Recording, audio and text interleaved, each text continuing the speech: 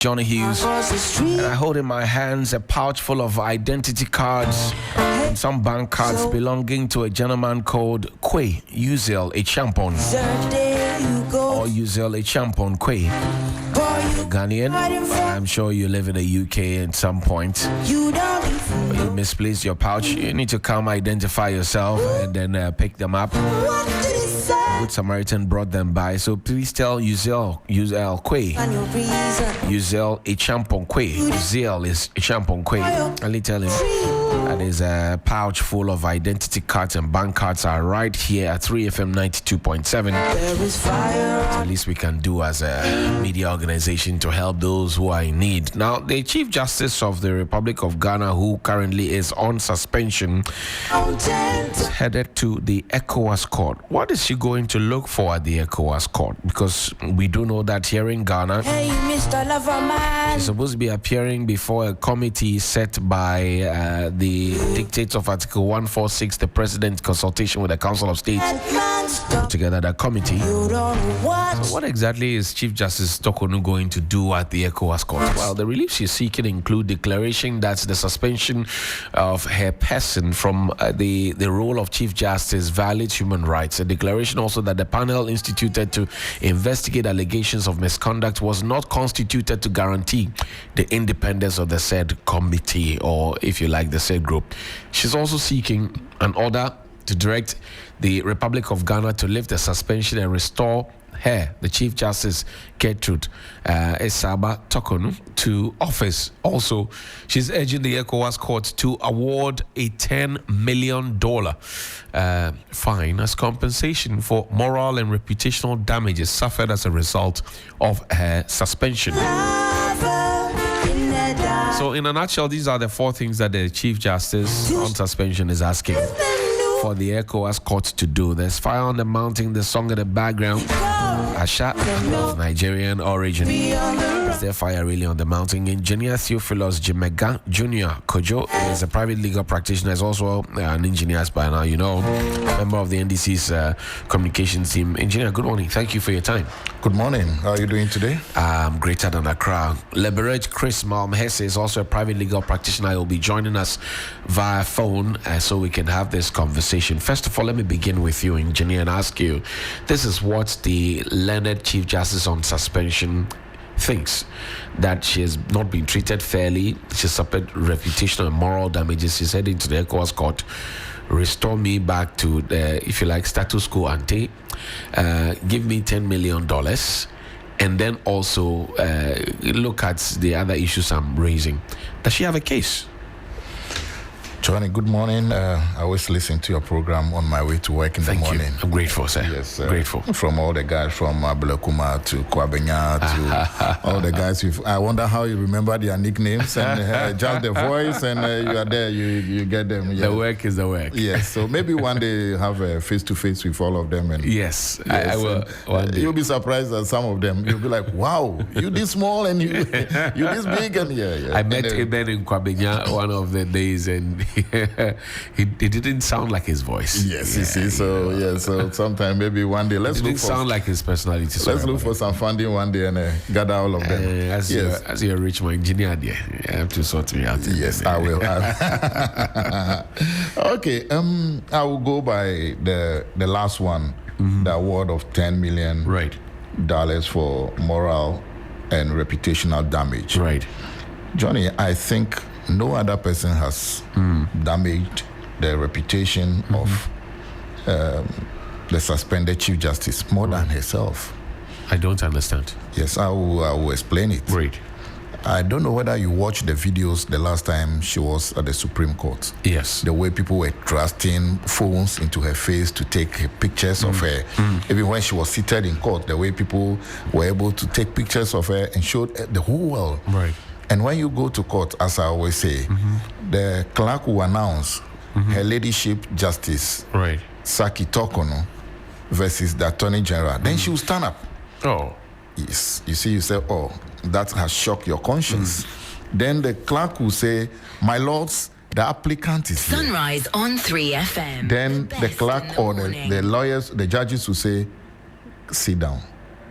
I mean, this is a clerk when you were in your prime, and you come into the office, literally might lie on the floor for you to walk on her. Now she's saying, Saba Tokonu, raise her hand for you to, and maybe she knows already she has to stand up. Right. I mean, that's a bit, we all go through it, but I don't think you should avail yourself to such a thing. Then, Johnny, I believe you have paid attention to the number of people who phone in every day. Right. I may not be statistically correct, but I don't think more than 1% spoke in favor of her. And sometimes she will listen to some of these things. Judges are not in isolation. She has family, the children, the wife, the other family members will also listen to some of these things. Right. And they may be talking that the way these things is going, please, let's drop it. So I don't think anybody has damaged her more than her reputation, more than self-inflicted reputational damage she has done to herself. Right. Indeed, the suspension is just like how somebody will be on interdiction. And should everybody who is on interdiction come up to say that I have been morally and reputationally damaged, so I need damages? No, it doesn't work that way.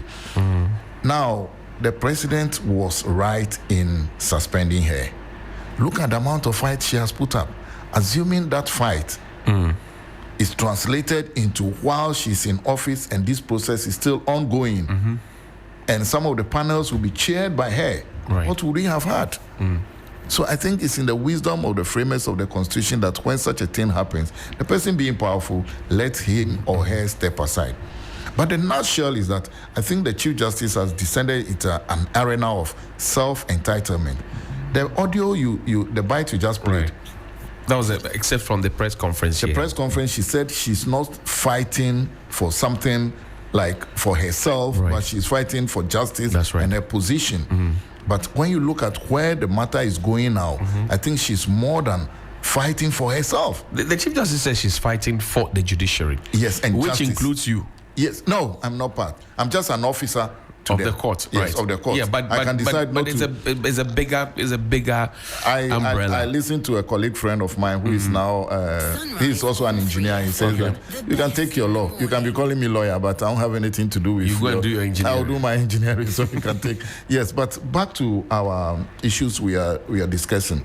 I think that the ECOWAS court cannot just tell us that, look, yank Article 146 from your constitution, deal with the rest. When we finish with Justice Tokonu, insert Article 146. Why? It is the office we are protecting. The Constitution protects the office, not the person. The rights accrued to the office, not the person. What rights is she fighting for that the rights have been violated? Until the second GBA resolution, or the GBA resolution. The GBA's news item first said that GBA said the process so far is fair and simple. In fact, that was the first press release. Press release, yes. Until the second one came where they took another stance. It was not even a press release. It was a hurriedly arranged resolution. The meeting, the meeting, yes. Labadi Beach, you mean? Yes. But the invitation was if you didn't attend. You chose not to attend. No, it is not about attending. It is about, before a resolution is passed, it has to be sent to the Secretariat. Before it's placed on the item as an agenda item. So they could have done that. And we are lawyers. We are supposed to know things like that. You can't just wake up and say, let us go. And if you listen to what actually happened in that meeting, I mean, let's leave it. Otherwise, we'll go into another arena. But in essence, GBA said the process so far had been good. We pray everybody continues procedurally well. Now, you go to ECOWAS court that your rights are being violated. The president has acted within the Constitution. ECOWAS court will also take note of all these things before coming to a conclusion. Where I sit now, if she were my client, I would have advised her not to do that. And I believe that will come to naught. It is a learned former leader of the bar, the former attorney general, who is advising the suspended leader of the bench. These are two leaders in one group. How you mean Godfred Dami is I think let's go beyond Godfred Dami. I understand at the proceedings her lawyer is Ayukwe Otu, also a former leader of the bar. That's right. Yes, but so how is it that the former leaders of the bar and then an embattled leader of the bench, cannot get it right. They certainly cannot be wrong, because these are, towers, if you will, within the judiciary space. Yes? Yes. So there is the idea of advising, and there's also the idea of accepting the advice. They are two different things. I'm a lawyer. Mine is to advise you. Okay. Yours is to take it or throw it away. Then walk away if your advice is not. Yes. But then the lawyers haven't walked away. You can still come back. The lawyer will say, if you want to do this one, I will not follow you here. But if you want to do this, I will follow you. So perhaps there are more than one opinions, and she decides to take one. The lawyer is waiting. When you come back, I'll still follow you with the other one. We don't know what goes on there. Right. But what type of counsel is she receiving? And how is she using the counsel? Johnny, perhaps you should dig and see. Buhari, who is being buried today, right, remove the Chief Justice of Nigeria. Right. That Chief Justice of Nigeria, who would have walked just to Abuja, the court there, didn't go to the court there. Okay? And we are coming all the way from Ghana. I don't mean that's a barrier, but that should tell you that procedurally, ECOWAS court cannot throw away your constitution and just follow something because you have come to it. It won't happen. So if I were advising her, I'll tell her these are the pros and the cons. And it's unlikely for you to get that. Now, she's claiming that an order should be directed at the president to restore her. The Constitution has made provision for that. If the president thinks it fit, the president will restore her. You mean that the ECOWAS court will now tell the president that we think you are not thinking it fit to restore her, so you restore her? That will not happen. Now, she's also saying that the committee formed was not well constituted. The terms or the people to be on the committee are defined in the Constitution. 2 Supreme Court judges, 3 others who are neither lawyers, members of Council of State, nor parliamentarians. Right. The 3 are neither or any of this. So where is the problem? ECOWAS court will look at that and say, hey, they have followed that procedure. She talks about maybe prima facie was not properly established, etc. Johnny, prima facie just means on the face of it or having a look at it, you have a question to answer. Okay. So the president looks at it and says, hey, you have a question to answer. The president needs not write and say, I made a determination based on A, B, C, D, E. Right. No. That should be held in camera. That should be held in camera. And all this is supposed to be held in camera. And you decide that all the procedure that is supposed to be held in camera, you are making it public. What is wrong with that? He who comes to equity must do equity. You can't be asking us to do one thing and you will not be doing the same thing. It doesn't work like that. Even in nature. It doesn't work like that. So you're saying that the Chief Justice got it wrong by addressing the press? Very, very wrong. It's even a ground. If someone submits a petition today, it's enough grounds for her removal. Because, she took an oath to defend, protect, and uphold the Constitution. Of the Republic of Ghana. And what she did was unconstitutional. And if an unconstitutional act can lead to the removal of the president, how much more or how much less a Chief Justice? So someone could take their hair on that, but I think she has enough troubles now, and I would have thought that she would have advised herself to say, let me deal with this. And if she were maybe my sweetheart, I would say, hey, sweetheart, you have fought. Future will remember you. History will remember you. Live it this way. Let's move on. Would you agree with those who seem to suggest that the Chief Justice running to, or if like heading to the ECOWAS court, means that she doesn't believe in the judiciary she pretended over for all these years? They are not far from right. Because the question you'll be asking is, if the judiciary you pretended. Let me give you history. Let's go here. Right. Now, in 1981, when before 81, when Liman was in power, right, Apalu was to be removed because they said he should go for vetting. Right. Quickly, you will notice in the famous Tufo versus Attorney General case, the judiciary protected him. Now, fast forward, we had Justice Aban. Right. The Aban versus it was GBA versus Aban and Attorney General. Okay. That he's not a person of high moral character. The Supreme Court says, hey, you want to remove him by going through the back door. Go and use the appropriate route. That ended it. We have the Aqua case, which led to the famous Ajechum we are all talking about. Right. See how they handle it. Now we have this particular issue where the first case in court was 3-2. The next one was 4-1. The next one was 5-0. That's right. Johnny, I've said it several times. If I visit you today in the morning, and whilst in your room waiting for breakfast, and I smell cocoa, say, I know the breakfast will be cocoa. Right. So the type of smell you get will tell you the type of breakfast you're having. So even if your own colleagues are not able to, within this situation, to say, let us look for something and rally around her. Johnny, assuming she comes back, that she's now the CJ, will she be able to work with the people she sort of bastardized? She's pointed accusing figures at some of her colleagues. Including those who are on the committee. How will she be able to work with them? That will be difficult. Assuming those two on the committee are taken out, then those who gave the 5-0 against her, how will she look? That is 7 already. Right. I mean, Johnny, it will be difficult to work in that environment because she sort of is creating a toxic environment. I'm being charitable to her because if she's still a lawyer, she'll be a very, very senior lawyer. Indeed, I met her during the mother-in-law's funeral. Her brother-in-law was my classmate at the mining school. Okay. So yes, I have that respect. Let's be charitable to her. She's a nice person. But we are talking about the office of the Chief Justice. We are not talking about her in a person. No. And the Constitution is so clear that let's follow ABC. And I trust in the counsel of His Excellency, the President. Those around her giving him advice are doing well. And the processes have been followed to the latter. Now, the Chief Justice, suspended Chief Justice, knows that when you attack a judge, the judge will not have the opportunity to defend himself or herself in public. And it's the more reason why her press conference was frivolous, needless, because the judges on those committees cannot come out and say, let us also talk to the public about some of the allegations you made against us. And she knows that is why lawyers are always advised not to attack judges in public because the judges will not have the opportunity to respond. So if you advise us and you are supposed to be creme de la creme of all the judges we have and you're doing no, it's unfortunate. Until the embattled Chief Justice spoke to the nation and told us where the sittings were actually happening, we didn't know about the venue. The venue. Yes, so you see that they follow the in-camera hearing. So we didn't know about it. No. Now we know. Yes. You see, again, if she had gone quietly to the committee to say, let's discuss this. It's giving me headache. Please consider it. I mean, there are times you go to court.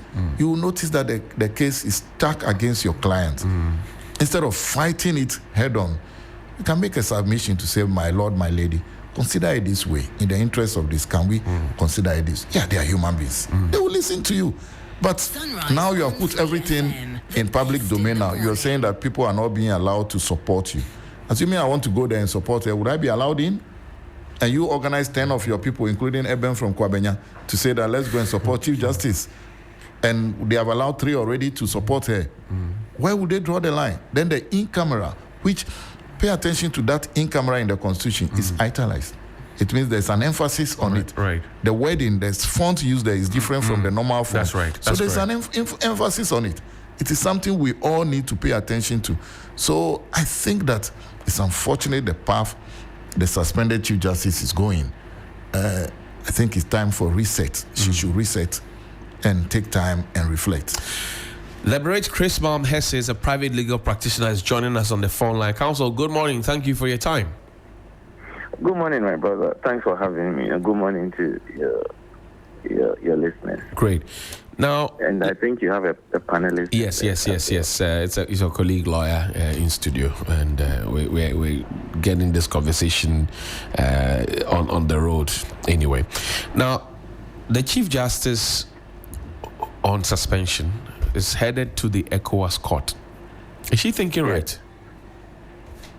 Yes, I believe she's thinking right. To go to the ECOWAS court, one must invoke the jurisdiction properly so-called under the ECOWAS protocols.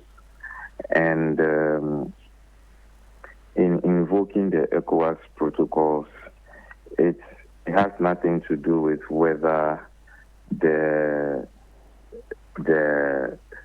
domestic processes has been exhausted. What the learned Chief Justice needs to show before the court is whether or not the matter has in one way or the other been in any of the fora. Yes, I say fora because she has been at the High Court, she's been at the Supreme Court, and currently she has invoked the review jurisdiction of the court. I've heard a number of my colleagues say that it is needless for her to do that. I mean, when it comes to human rights, the ECOWAS court, which by its revised protocols in 2005 by way of supplementary treaties, expanded the jurisdiction of the court. And also, if you look at the Human Rights Court at the African Union, it also indicates that, yes, in the situation where the party has not been to any court domestically at all, that's when the court would decline jurisdiction. And that is why I believe that, yes, it is in her fair right to. I mean, yes, there's a difference between wisdom and knowledge. One would say that wisdom would say, let sleeping dogs lie, go through this, go through that. Knowledge would also give the person the impetus to try and exhaust what the person believes is legitimately his or is legitimately right or not. And in exhausting the frontiers of law, sometimes it grants a noble situation for new principles to be established and for precedents to be laid. Lawyers, I mean, before one becomes a judge, that person is a lawyer at first and foremost. You are not trained to be a humble lion. The fact that you have plethora of problems surrounding you does not mean that you should die a humble death. She believes in her rights, and I believe that the invitation for her to sleep silently is not reasonable. If she believes she has a claim well seated in human rights, that she should be allowed to, just as any juristic person could positively affirm his or her rights in any court, whether local or international. Now, if you look at the processes so far, she's had cause to actually point accusing fingers at some of her colleagues, especially those on the committee that is hearing her matter per Article 146. She's raised questions about some of the decisions of the Supreme Court regarding her application before the court 5-0 and all of that. The question that the lawyer in studio has asked is, will she be able then to work with these colleagues that she's pointed accusing fingers at, assuming that the ECOWAS court grants her the relief of saying that reinstate her to the status quo ante? Will that work? What do you see? I mean, these are eminent judges who have high standing at the bar, first as lawyers, and also as judges. Some of them have been career judges for a long time. If you look at the Chief Justice, she's 38 years at the bar. She's done 21 years at the court, and that runs similarly with other senior judges on the bench. I mean, should in the situation where the ECOWAS court gives those interim orders, safe to hear the substantive matter, I don't believe that there will be rancor at the bench in respect of her resumption of duty. They are professionals, and that will not usher in any chaos at the bench. They are because they know that they have taken the judicial oath under the Constitution, and they owe it to the Constitution, not to their personal idiosyncrasies. It's about the statehood of Ghana and the judicial duties under the oath that they have sworn under to carry out. So it would have nothing to do with their personal differences. Yes, even at the bar, people have personal differences, but when it comes to the legitimate dispensation of justice, it happens at the bar and even the bench.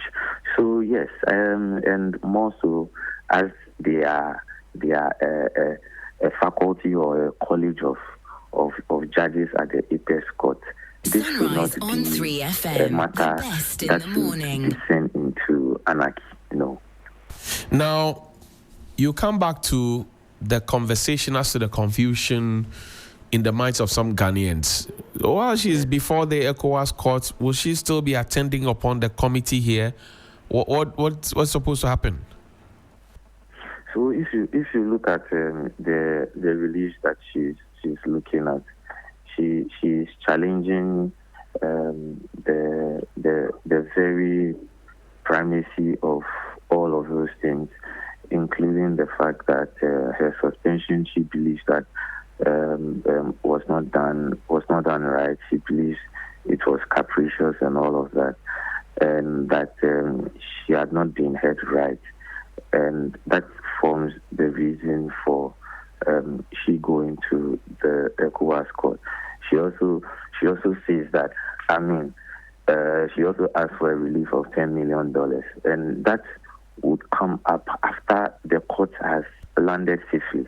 I use the word landed safely because where the court is able to cede to her arguments, it would naturally yield in law to the 10 million. But where the court thinks otherwise, that would be, and even as to whether or not should the court even cede to the relief she's seeking, it would be for the court to exercise its discretion in respect of whether that quantum of amount she's looking out for is meritorious, it matches up to the moral and reputational damage as she claims, and as to how that will be calculated, that will be the discretion of the court. So what she's seeking to do is challenging the very foundations of all of that. She also says that the exercise of the fiat under Article 146(10) to suspend her was not done right. And that those are the very reasons that we think that the whole thing is against her human rights. Now, the point to note is whether before I come in with the point to note is that the Attorney General also challenges the fact that it was not done unilateral. It is never against Article 146. Nothing has been breached and all of that. It is true that no process, no constitutional provision has been breached. I would want to shudder into the case of Frank Chum. Sunrise on 3FM, the best in the morning. Justice Dateba had an interesting discussion on the suspension and these issues about prima facie.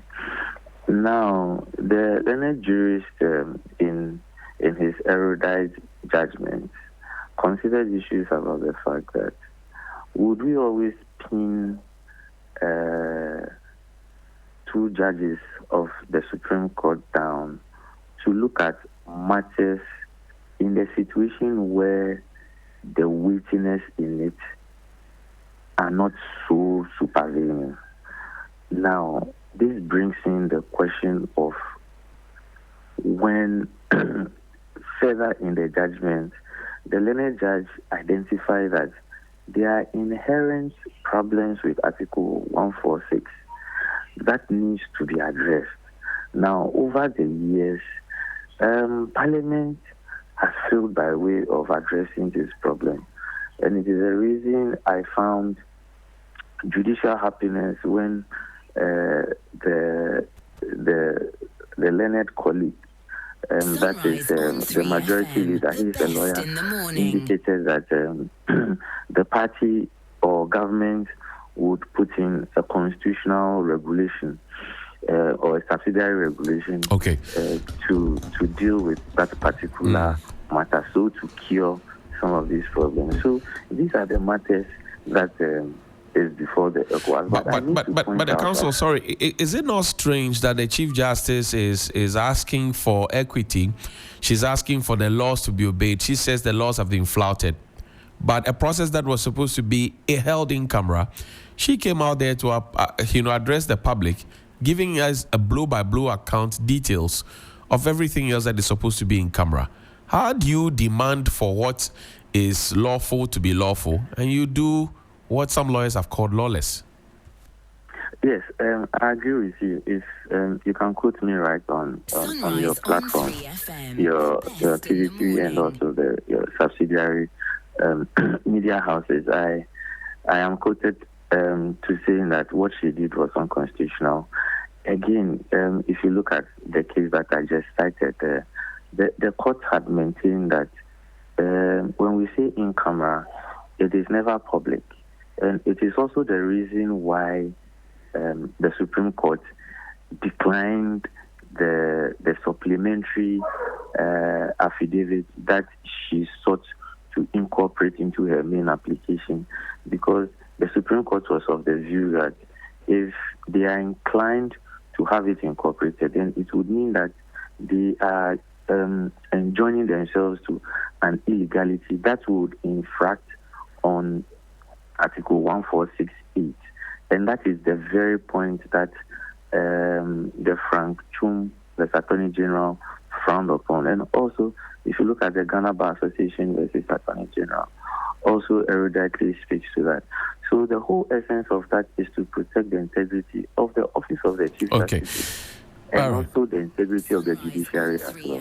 Great. Leverage Chris Malmahesewe, thank you very much indeed for your time. He's a private legal practitioner. We're always happy to have you. Thank you so much. Great. Jemega, there's fresh news coming in here that says that regarding the removal of the Chief Justice, suspended Chief Justice Gertrude Tokonu has filed a fresh action at the High Court asking for declaration that Shining Stars, one of the organizations behind one of the petitions, does not exist in law. So the Chief Justice is at the ECOWAS court, but she's also here in Ghana asking questions about whether or not a body is qualified to. I mean, as we close, this is just fresh information coming in that I decided to bounce off you. But what do you leave us with? Good morning to my senior who just spoke. I guess he's not aware I'm here. He's a fine lawyer. Right. We are in a number of cases. Right. Yeah, he's a fine lawyer. You ask him a question whether with what is going on in Ghana and what is going on in ECOWAS, will the proceedings here be... Right, will they be stalled? Right. He didn't really come to that. I would describe what the Chief Justice is doing as patrolling. He's trying to gather everywhere. I mean, trying to fish everywhere to see where the solution will be like. You see, it has become an poto type of thing she's doing. Pardon? Poto. You know what is poto? Yeah, I know poto. Yes, Irish too. Yes, that's the sort of thing she's doing. It is not well defined. It's not fair to say it's poto. No, it's not well. You see, you are here. Octopus type of thing. You are here, you are there, you are here. I mean, which one? Where are we? We have a number of cases at the Supreme Court which have not been determined. Right. We have the High Court one on her rights, which have not been determined. We have the ECOWAS one, which has not yet been determined. And this new one. This one, I mean, come on. Assuming that we only have two, the Attorney General themselves are just our lawyers. Would they be able to handle all Are you saying that the Chief Justice is abusing the court process? I think so. That is why I am saying that the reputational damage she's trying to do. Let me give you an example. You remember a certain judge called Tim Utaderi? Yes, in the Anas case. You knew he went everywhere. Right. What was the end? He was removed as a judge. And it was through the say 146. Article 146. Okay? So, and at a stage, you realize that he was causing more damage to himself than the Bible says everything is allowed unto man, but not everything is permissible. That is it. So with my learned senior saying that she's allowed, yes, she's allowed to do all, But the end thereof is what we are looking at. So now she's in the High Court now. They are going to bring out contents of the petition. Right. And again, are we in camera again? No. She has exposed another thing. So, but perhaps, in one of her petitions, I think the one she brought herself to the Supreme Court, one of the applications, she referred to the petition. And the Attorney General said that petition violates the constitutional provision. Right. And the Supreme Court agreed. Perhaps this High Court judge might agree that what you have brought before me is violating that. But I will not end without saying good morning to a little girl called Rochelle. Who's celebrating her birthday today. Happy birthday to Rochelle. We wish him long life and prosperity. Kojo Jimega, engineer and lawyer. That is Thank you very much indeed for your time. Pleasure. We're grateful that you could join us here this morning. And